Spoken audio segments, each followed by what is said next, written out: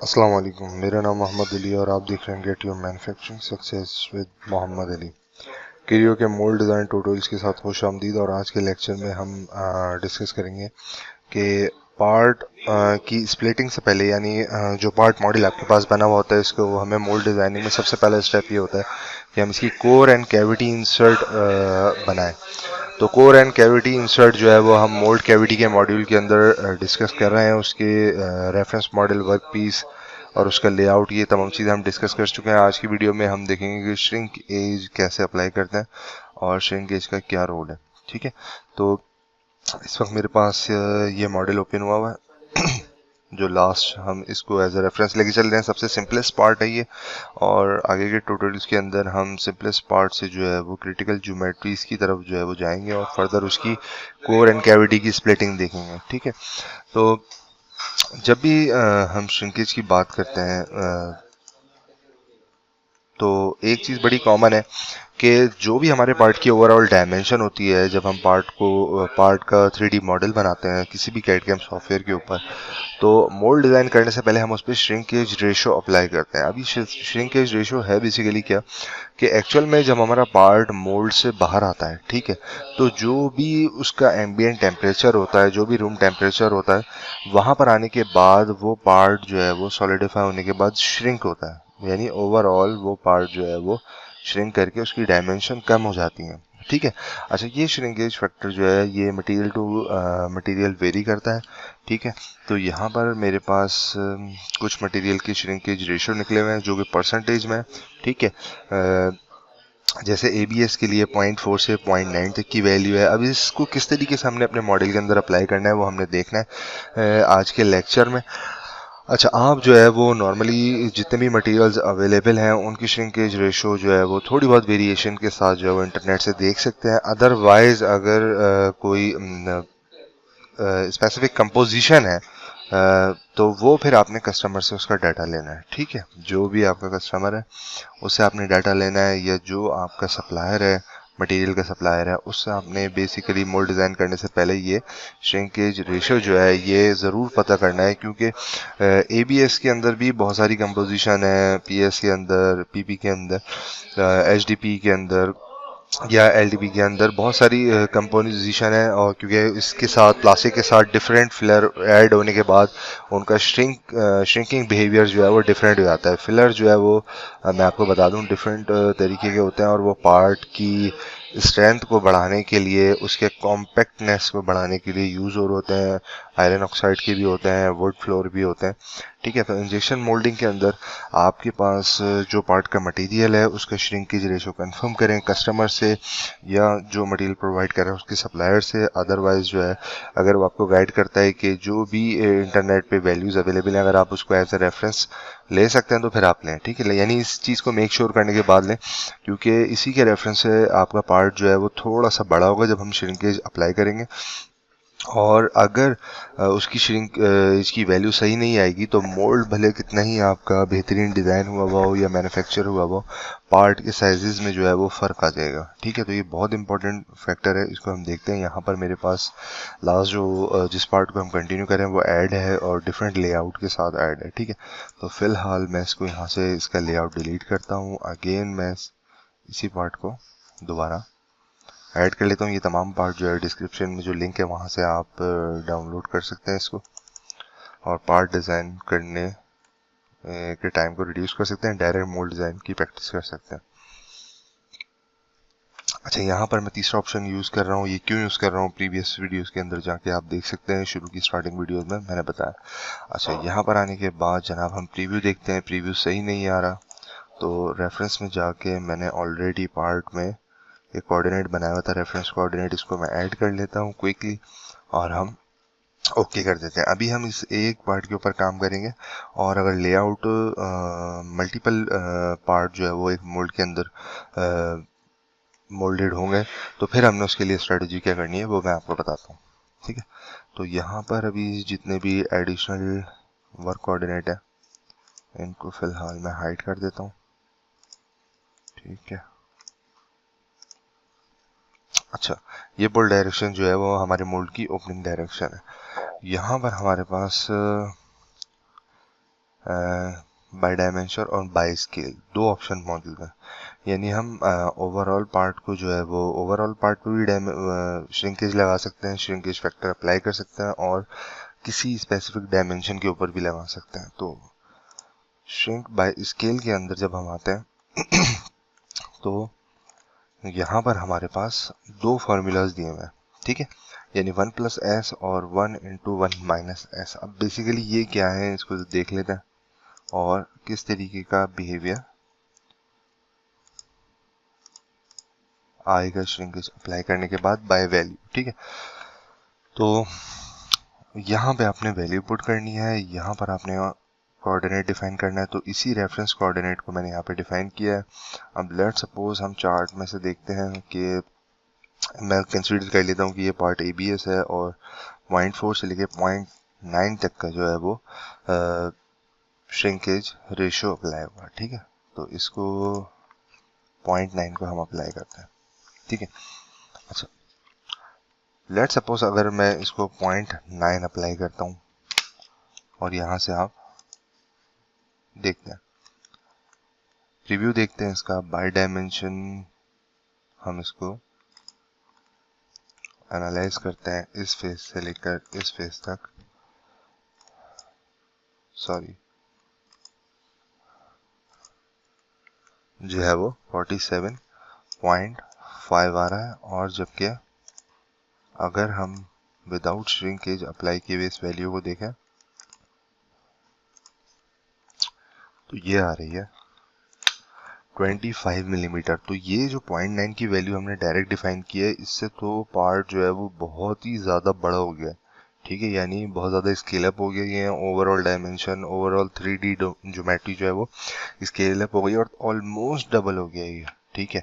तो इसको हमने क्या करना है, अप्लाई करते हुए इसी से ख्याल रखना है कि लेट सपोज अगर आपके पास 0.9 वैल्यू लिखी हुई आ रही है या 0.4 है या 0.15 है, तो जो भी वैल्यू आ रही है उसको आपने 100 से डिवाइड करना है और फिर यहाँ पे पुट करना है। तो लेट सपोज मैं यहाँ पे डाल देता हूँ 0.09 और ये कोऑर्डिनेट मैं सेलेक्ट कर लेता हूँ, सॉरी ये हमारा रेफरेंस कोऑर्डिनेट है, ये मैं सेलेक्ट कर लेता हूँ और इसको यहाँ से हम प्रीव्यू करके देखते हैं, ठीक है।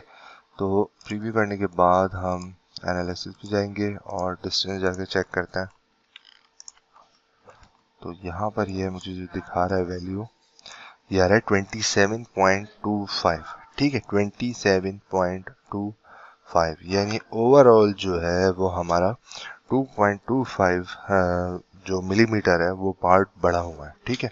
अच्छा, इसको यहाँ से मैं ओके करता हूँ और हम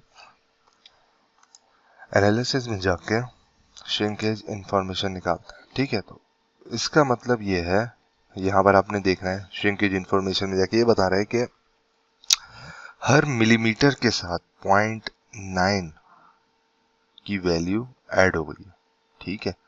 तो ये इस तरीके से काम कर रहा है 1+s वाला ऑप्शन, ठीक है। अब इसी ऑप्शन को जाके अगर इस श्रिंकेज में जाके मैं इसको एडिट करता हूँ, फार्मूला चेंज करता हूँ यहाँ से और प्रीव्यू, ओके। अब इसको जाके देखते हैं हम एनालिसिस के अंदर, श्रिंकेज इंफॉर्मेशन के अंदर। तो अब ऑलमोस्ट जो है वो अगर इसको हम राउंड ऑफ करें तो 0.1 की वैल्यू जो है वो हर डिजिट के साथ जो है वो ऐड होती चली जा रही है इस फॉर्मूले के अंदर, ठीक है। अब आप इसको इस तरीके से भी कैलकुलेट कर सकते हैं, ठीक है। तो 1+0.09, ठीक है, 1.09, और अब हम इसको डिवाइड करते हैं 1/1.09, ठीक है। तो ये जो 0.9 का फैक्टर है, ये बेसिकली इस फॉर्मूले के अकॉर्डिंग जो है वो ये 0.9 का फैक्टर जो है वो ऐड होता जा रहा है, ठीक है। अच्छा, ये तो हो गई ओवरऑल श्रिंकेज की एप्लीकेशन की, किस तरीके से आपने इसको अप्लाई करना है। अच्छा, इसमें मैंने एक मिस्टेक यहाँ पे ये की है कि इसको मैंने 10 से डिवाइड किया, ये होगा 0.09। मैंने आपसे कहा था आपने इसको 100 से डिवाइड करना है, जो भी वैल्यू बाय रेशियो के अंदर आ रही है उसमें आपने इसको 100 से डिवाइड करना है, ठीक है। तो अगर आप ठीक है, 0.9 डिवाइडेड बाय 100 तो 0.009, ठीक है। 0.009 का फैक्टर अगर हम यहाँ पर अप्लाई करते हैं, लेट्स सपोज 1+s वाले ऑप्शन में, यानी 1 मिलीमीटर के साथ ये फैक्टर ऐड हो जाए, हर मिलीमीटर के साथ ये फैक्टर ऐड हो जाएगा। अप्लाई करते हैं और उसके बाद एनालिसिस में जाते हैं, मेजर डिस्टेंसेस, ठीक है, जो कि 25 आ रहा था। तो अब यहाँ पे जो हमारी पार्ट की डायमेंशन आ रही है वो 25.225 आ रही है, ठीक है। तो लॉस जो है वो मिलीमीटर्स के अंदर पार्ट श्रिंक नहीं होता। इतना छोटा पार्ट जो है 25/25 की अगर डायमेंशन हो तो इतना छोटा पार्ट मिलीमीटर में श्रिंक नहीं होगा, यानी श्रिंक होगा जैसा नॉर्मली अगर आप कपड़ों की एग्जांपल लें, मैं इसमें आपको कपड़ों की एग्जांपल दूंगा कि जब आप रॉ जो है वो कपड़ा खरीदते हैं अनस्टिच, तो जब आप नॉर्मली उसको आप स्टिचिंग करने से पहले जो ट्रेलर होता है वो बेसिकली उसको पानी में डिप करके रखता है और उसके बाद निकालता है। उस जितना श्रिंक हो सकता था वो कपड़ा हो जाता है। उसके बाद मेजरमेंट के अकॉर्डिंग जो है वो उसकी स्टिचिंग की जाती है तो सही सही आते हैं। अदरवाइज जो है वो अगर आप श्रिंक किए बगैर कुछ स्पेसिफिक कपड़ों को, रॉ कपड़ों को, अनस्टिच कपड़ों को जो है वो स्टिचिंग करते हैं तो और उसके बाद वो पहली धुलाई के बाद जो है वो श्रिंक हो जाएंगे और जो भी पर्टिकुलर साइज होगा वो बेसिकली बहुत ज़्यादा जो है वो टाइट हो जाएंगे, ठीक है। तो दो चीज़ों का आपने ख्याल रखना है। पहला स्टेप, आपने जो है जो भी यहाँ पे रेशो आ रहा है उसको 100 से डिवाइड करना है, ठीक है। मुझसे मिस्टेक हुई थी, तो 100 से डिवाइड करने के बाद यहाँ पर आपने अप्लाई करना है और उसके बाद उसका इम्पैक्ट देखना है, ठीक है। जितना पार्ट की डायमेंशन जितनी बड़ी होगी उतना श्रिंक एज का फैक्टर जो है वो ज़्यादा हो जाएगा। जितना पार्ट छोटा होगा उसकी श्रिंक एज का फैक्टर उतना ही कम होगा। अच्छा, अब हम देखते हैं एनालिसिस में जाके कि इस फार्मूले से क्या वैल्यू अप्लाई हो रही है और इस फार्मूले से क्या वैल्यू अप्लाई हो रही है, ठीक है। तो इस फार्मूले से जब हम जाते हैं, ठीक है, ओके करता हूँ मैं और दोबारा से हम मोल्ड एनालिसिस में जाते हैं, ठीक है। तो ये बता रहा है कि हर मिलीमीटर के साथ 9 माइक्रोन जो है वो आपने ऐड करना होगा। तो जब मोल्ड से पार्ट बाहर आएगा और ये 9 माइक्रोन जो है वो जब श्रिंक होगा हर मिलीमीटर के साथ, तो फिर सॉलिडिफाई होने के बाद क्योंकि मोल्टेन फॉर्म में मटेरियल होगा, जब वो फिल होगा देन वो सॉलिडिफाई होगा और जब वो कम्प्लीटली सॉलिडिफाई होगा तो वो कंप्लीट श्रिंक हो चुका होगा, तो वो अपनी एग्जैक्ट डायमेंशन के ऊपर आना चाहिए, ठीक है।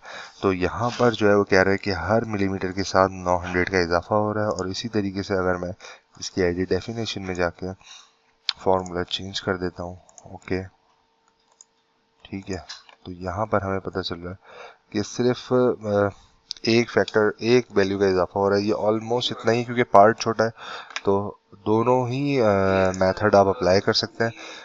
नॉर्मली जिस मेथड को मैं फॉलो कर रहा होता हूँ वो बेसिकली 1+s वाला फार्मूला है, ठीक है। तो दोबारा से एक दफ़ा क्विकली जो है वो मैं एप्लीकेशन का प्रोसेस बता देता हूँ और उसके बाद फिर हम नेक्स्ट उसमें चलते हैं कि इसमें क्या मजीद ऑप्शन है।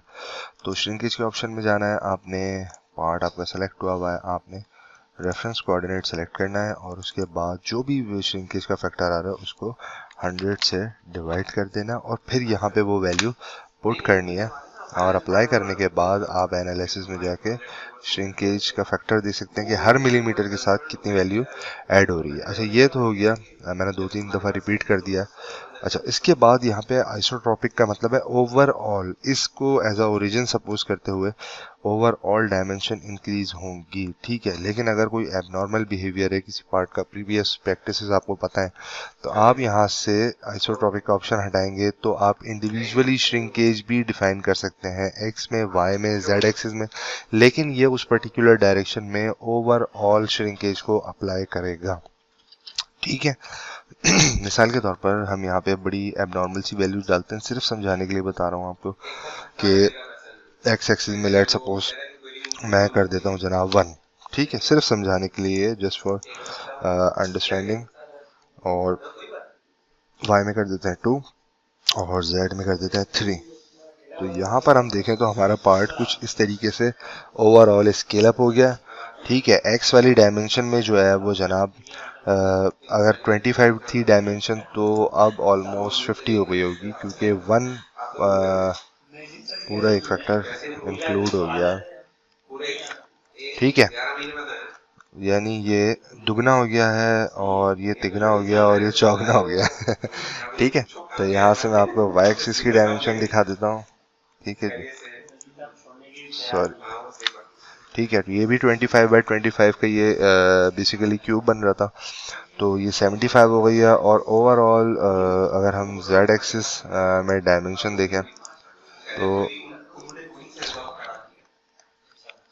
ये आपकी 108 हो गई है, जो कि पहले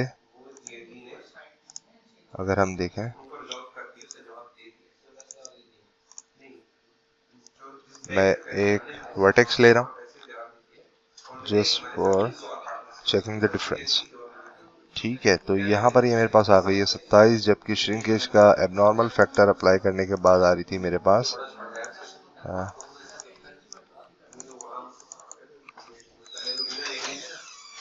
ठीक है 4 गुना ये बड़ा हो गया था, ठीक है। यानी हर वैल्यू के साथ 3 का फैक्टर इंक्लूड हो गया यहाँ पर, ठीक है।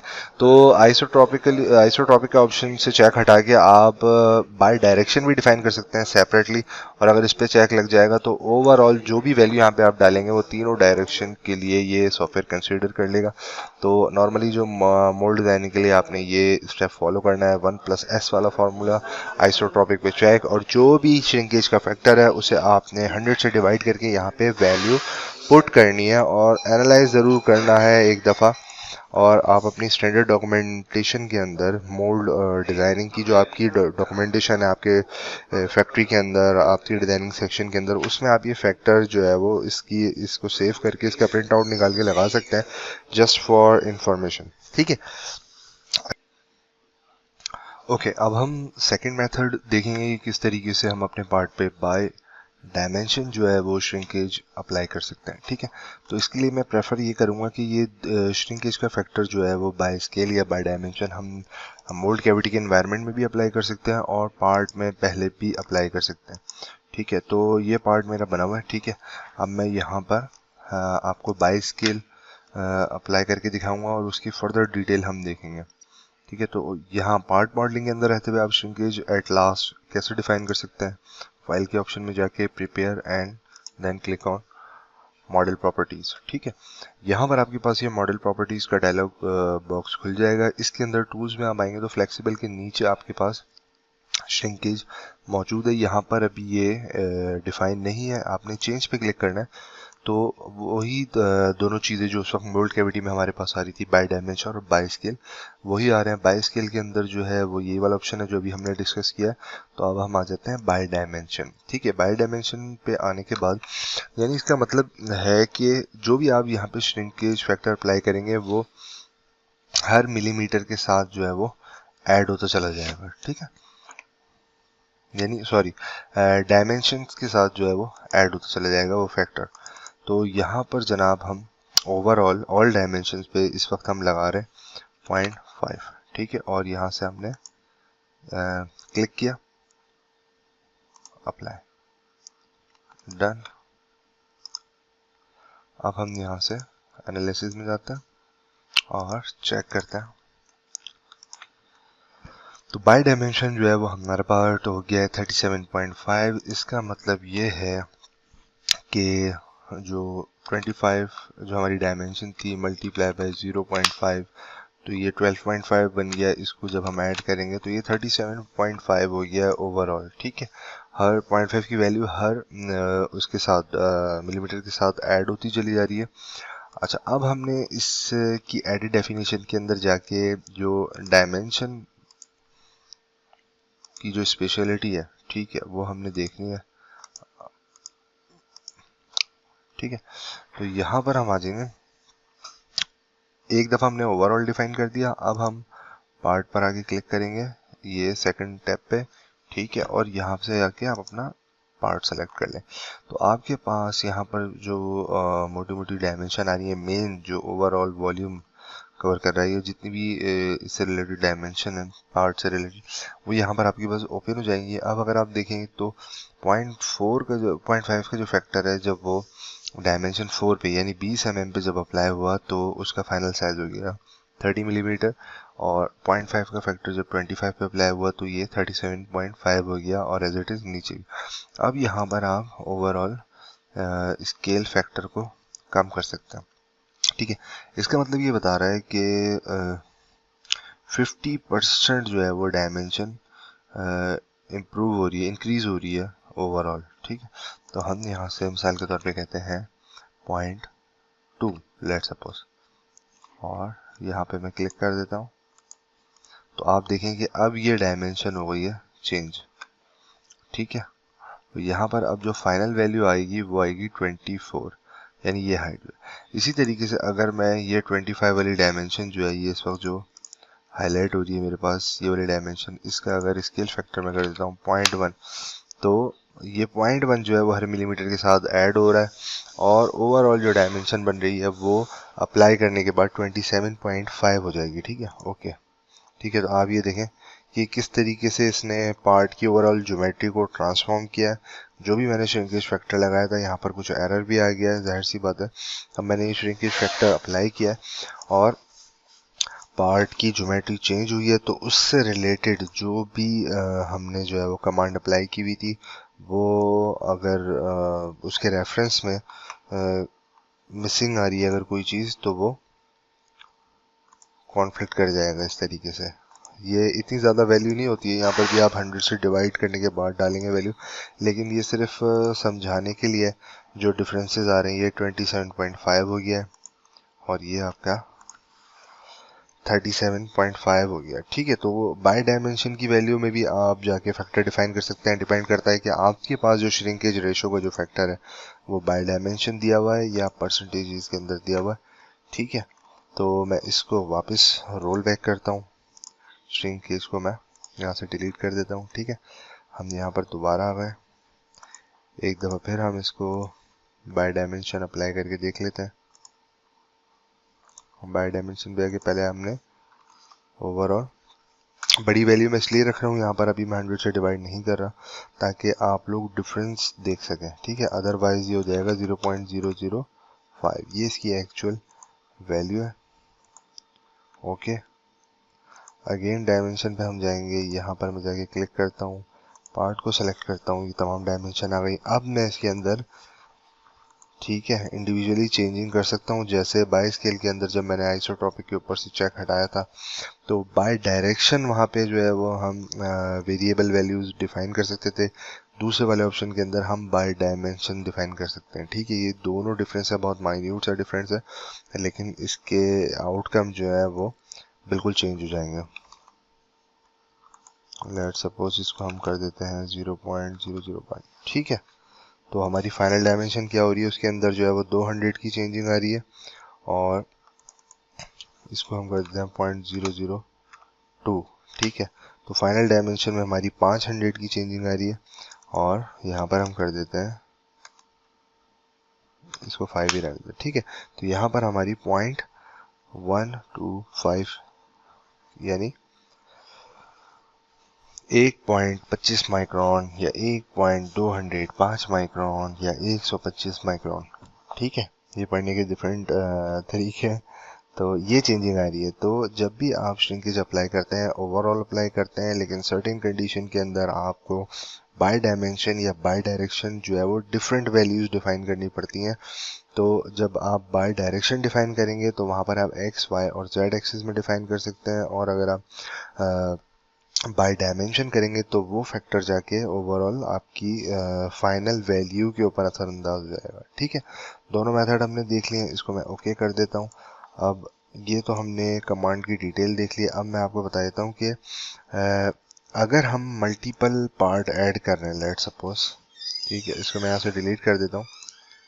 अगर हम मल्टीपल पार्ट ऐड करेंगे, यानी हमारे मोल्ड के अंदर जो है वो मल्टी कैविटीज़ हैं, तो आप श्रिंकेज का फैक्टर जो है वो पार्ट मॉडल में ही अप्लाई करके इसको वहाँ लेकर आए, नहीं तो अदरवाइज आपको वहाँ पर हर पार्ट के अंदर अप्लाई करना पड़ेगा। तो ये बस लास्ट स्टेप हम देख लेते हैं, फिर इस वीडियो को क्लोज करते हैं, काफ़ी लेंथी हो गई है। तो यहाँ से जनाब ने इसी पार्ट को ऐड कर रहा हूँ, ओके, प्रीव्यू, डायरेक्शन चेंज करनी है, ठीक है। तो यहाँ से जाके मैंने रेफरेंस कोऑर्डिनेट लिया, प्रीव्यू पे क्लिक किया, सिंगल पार्ट आ गया, रेक्टेंगल में गए, यहाँ पे प्रीव्यू पे ऐड किया, तो ये 4 पार्ट हो गए हैं। मैं फिलहाल डायग्राम को बंद कर रहा हूँ और कोऑर्डिनेट को, ठीक है। तो ये दोनों कैविटीज के दरमियान की डिस्टेंसेस को फिलहाल मैं यहाँ पर बढ़ा रहा हूँ। एक्स में, एक्स एक्सिस में जो है वो सेंटर टू सेंटर डिस्टेंस जो है वो 40 है और वाई में 60 है, ठीक है। इसको हम सिमेट्रिकल कर देते हैं। ये कुछ डायरेक्शन,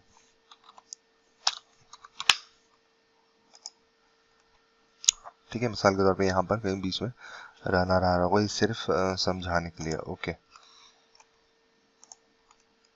अगर आप जो है वो मल्टी कैविटीज लेआउट के ऊपर काम कर रहे हैं तो फिर आप मेरी रिकमेंडेशन ये है कि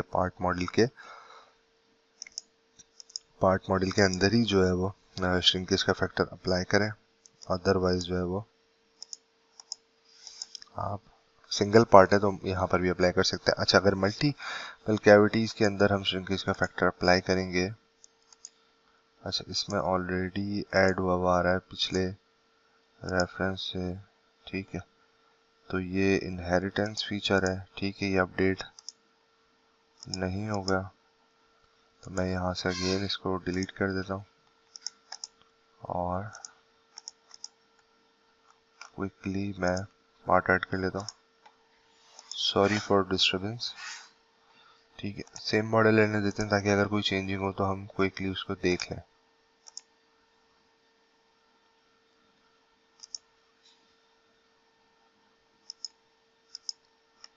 ठीक है, प्रीव्यू में जाते हैं तो ये हमारी डायरेक्शन सही हो गई है और रेक्टेंगल में जाने के बाद 40 और 45, then click on X symmetrical, ठीक है,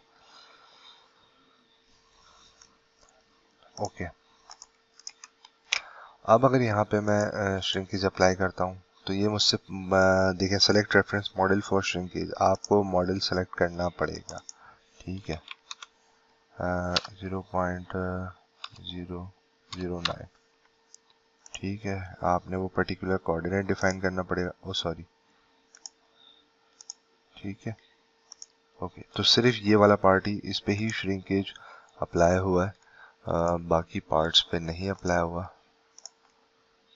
इट्स अप टू यू कि आप जो है वो यहाँ पर 4 दफ़ा जो है वो श्रिंकेज डिफाइन करते हैं या एक अपने मेन पार्ट में जो है वो श्रिंकेज अप्लाई करके यहाँ पर उसको as a multi cavity part जो है वो ऐड कर लेते हैं, तो आप ऐड कर सकते हैं। तो श्रिंक एज फैक्टर भी जो है वो देखें अभी एक्टिवेट हुआ है। फिर सेकंड पार्ट आपने जो है वो असेंबली को एक्टिवेट करना है।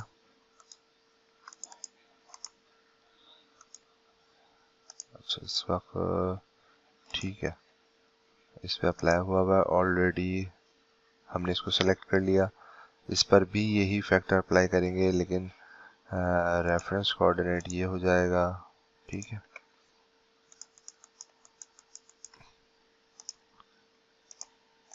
पार्ट ये हो जाएगा ओवरऑल। तो 2 पार्ट में जो है वो हमारे पास श्रिंकेज अप्लाई हो गया। अब आप खुद सोचें कि अगर आपके पास मल्टी कैविटीज के अंदर 16 कैविटी हैं तो सब में अप्लाई करना पड़ेगा। तो आप मेन अपने पार्ट के अंदर, इस पार्ट के अंदर, पार्ट मॉडल के अंदर एट लास्ट श्रिंकेज की वैल्यू डिफाइन कर दें और आप उसको फिर वहां पर ले आके खाली उसका लेआउट सेट करेंगे। दोनों ऑप्शन मौजूद हैं, पार्ट मॉडल में प्रिपेयर में जाके मौजूद है और मैन्युफैक्चरिंग के अंदर जो है वो आपके पास मॉडिफायर के अंदर मौजूद है, ठीक है। तो इस वीडियो को यहीं तक रखते हैं। कोई कन्फ्यूजन हो तो कमेंट बॉक्स में कमेंट करके मुझे आगाह करें। अपना बहुत ज़्यादा ख्याल रखें और कनेक्ट रहें मेरे साथ। अस्सलाम वालेकुम।